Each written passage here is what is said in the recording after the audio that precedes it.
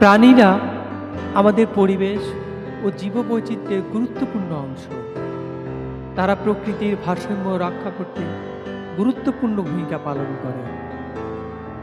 তাই প্রাণীদের প্রতি সদয় আচরণ করা এবং তাদের সুরক্ষা নিশ্চিত করা আমাদের নৈতিক দায়িত্ব।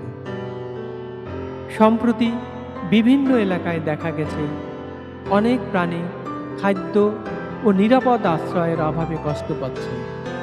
বিশেষ করে পথকুকুর, বিড়াল এবং বিভিন্ন প্রজাতির পাখি প্রায়ই মানুষের অবহেলার শিকার হয়।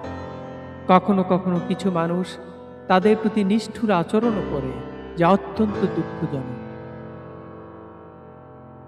প্রাণীপ্রেমীদের মতে সামান্য সহানুভূতি ও যত্ন প্রাণীদের জীবনকে আরও সহজ করে তুলতে পারে।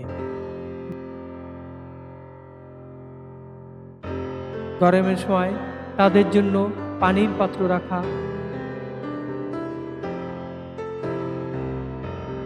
ক্ষুধার্ত প্রাণীদের খাবার দেওয়া এবং অসুস্থ প্রাণীদের চিকিৎসার ব্যবস্থা করা মানবিকতার পরিচয় বহন করে।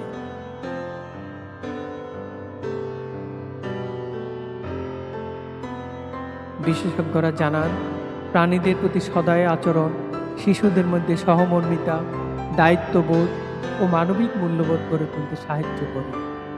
একটি সভ্য সমাজের পরিচয় তার দুর্বল, অসহায় প্রাণীদের প্রতি আচরণের মাধ্যমেও প্রকাশ পায়।